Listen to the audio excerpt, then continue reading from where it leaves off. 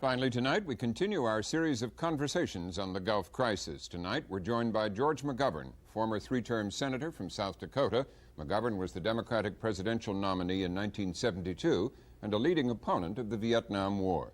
He's now a guest professor at Cornell University, where he teaches a course on American foreign policy since World War II, with an emphasis on U.S.-Middle East relations. Senator McGovern, thanks for joining us. It's a pleasure. How does the Gulf crisis look to you tonight, with specific reference to the embassy situation? Well, let me just say, Robin, I support the President's effort to mobilize an economic embargo against Saddam Hussein.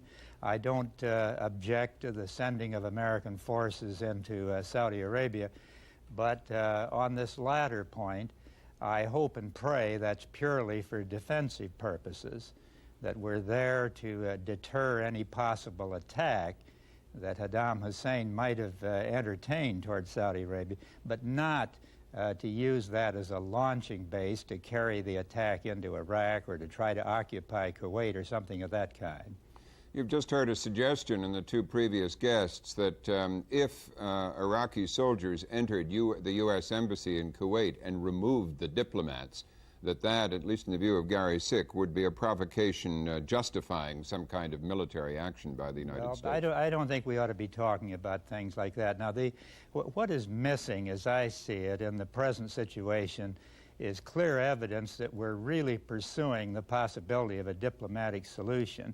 There's too much talk about the military buildup, too much focus on the Secretary of Defense, not enough on the Department of State, where presumably we try to prevent war and promote solutions. It's awfully easy to start a military action, but as we've learned in the past, it's very difficult to end it once it begins.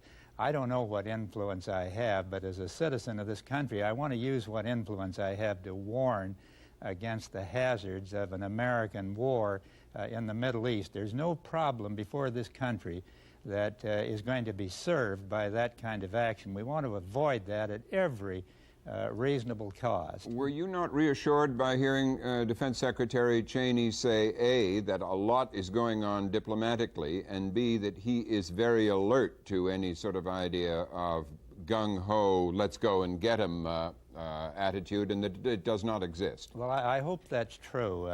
But one of the things that worries me is the exaggerated rhetoric that we've had coming at sometimes even from the President.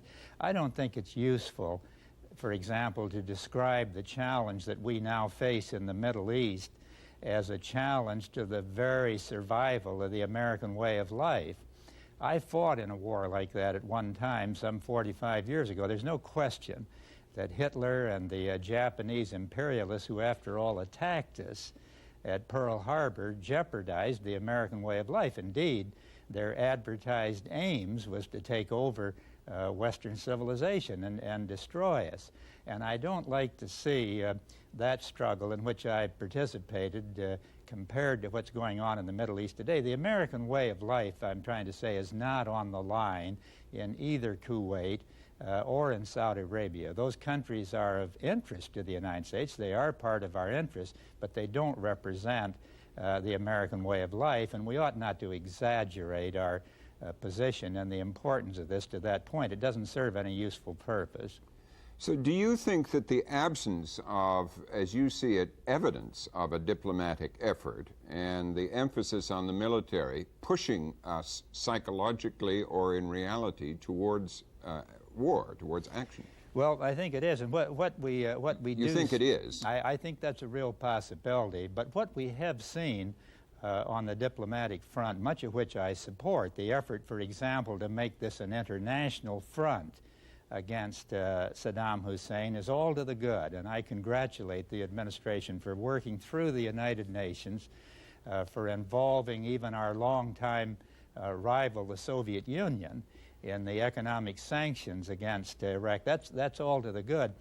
But over the last 10 days or so, even Saddam Hussein, rascal that he is, has said that he would get out of Kuwait if other occupying countries would surrender the territory they hold. If the Syrians would pull out of Lebanon, if the Israelis would give up the Golan Heights and the West Bank, that he'd be willing to get out. I don't think we ought to dismiss that out of hand. He went on to say at one point that he thinks the time has come for an international conference, and that the UN Security Council ought to take into consideration the possibility of settling this whole issue, that is, sponsoring a conference where all the Middle East issues could be looked at. I happen to agree with that. I don't think it should have been rejected out of hand. Why would it not make sense for the United States to encourage an international conference, one sponsored by the UN Security Council, but perhaps led by the United States, to look at all of these Middle East issues? I don't think we ought to assume that what's going on in the Gulf is a purely isolated incident. That's part of the total Middle East complex, and we need to be seeking a resolution of all these problems. Wouldn't that be rewarding President Hussein's aggression in Kuwait by giving him a conference to put everything on the table, the West Bank and everything else? Well, except that those issues are of interest to the United States and the rest of the world. We've been urging the Israelis to talk to the Palestinians. We've been hoping for some kind of a solution to end the killing and destruction in Lebanon. There's nothing in an international conference that commits anything to Saddam Hussein. We're not Saddam Hussein. We're not committing anything in advance. We're simply saying that the Middle East has been a very troubled and turbulent area, that there are a number of outstanding issues, that none of those issues are going to improve with a war in the Middle East. Why not lay them on the table together in a way that it brings about a practical withdrawal from Kuwait, but also examine some of the other unresolved issues? So do you think it's wrong for President Bush and other Western leaders to insist that Saddam obey the UN Security Council and get out of Kuwait and restore its government or its rulers before there are any negotiations? I think that that's unrealistic. If we can negotiate this problem, why do we insist on some kind of humiliating position simply to have the satisfaction of saying that we put the Iraqi leader in his place? You know, I remember a similar circumstance years ago with regard to Vietnam. There were a number of us urging that we offer to negotiate a settlement on Vietnam, and for a period of several years, our administrations took the position there was nothing to negotiate until Ho Chi Minh quit what he was doing in South Vietnam. Eventually, we did negotiate. We could have begun that process much earlier.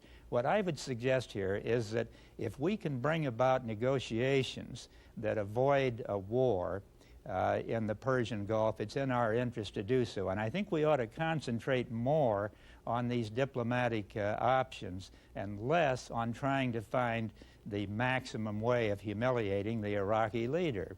Keep in mind, if I can just add one thing here, for 8 years we sympathized with this Iraqi leader. We helped him every way we reasonably could during his war with Iran. As long as he was killing Iranians, we thought he was the kind of person we could do business with in the Persian Gulf. We sent those ships out there to protect Kuwaiti vessels at a time when Kuwait was in a virtual alliance with Iraq. So this notion that we've suddenly invented, that this is the worst man since Hitler, doesn't jibe very well with the policy we pursued all during the 80s when we were cooperating with him. Well, what do you say, Senator McGovern, to people in the administration and former officials who say in this first big challenge of the post-Cold War world, by not getting the world community to force Hussein to disgorge his ill-gotten gains, it would be setting a pattern for dictators and aggressors in the future to take what they want by violence and maybe even encourage him to go further? Well, I am for getting him out of Kuwait, but if we can do it by economic sanctions and diplomacy, that's much better than doing it by war. Now, we are setting a pattern in the post-war world. We are using the United Nations, I think, very skillfully. We have mobilized the international community. but we've mobilized them primarily for economic sanctions. We've mobilized them to support our troop involvement in Saudi Arabia for defensive purposes. I think if war actually begins and the United States is seen as carrying the military attack to Iraq, before there's any attack on our forces in Saudi Arabia, you're going to begin to see the alliance with other Arab states crumble. You'll begin to see other countries pulling away, and the unity, the international unity that we now have evaporates. It's much better for us to use a little patience and wisdom in trying to bring about a settlement short of war than it is to plunge recklessly into a military action we may live to regret. Very briefly, can Mr. Bush afford to wait if it would take months to force him out through economic sanctions? Months? Absolutely, we can afford to wait, and I think we must have the wisdom and restraint to do that as long as there's hope of avoiding war and continuing this enormous economic pressure on Saddam Hussein, and it is real pressure.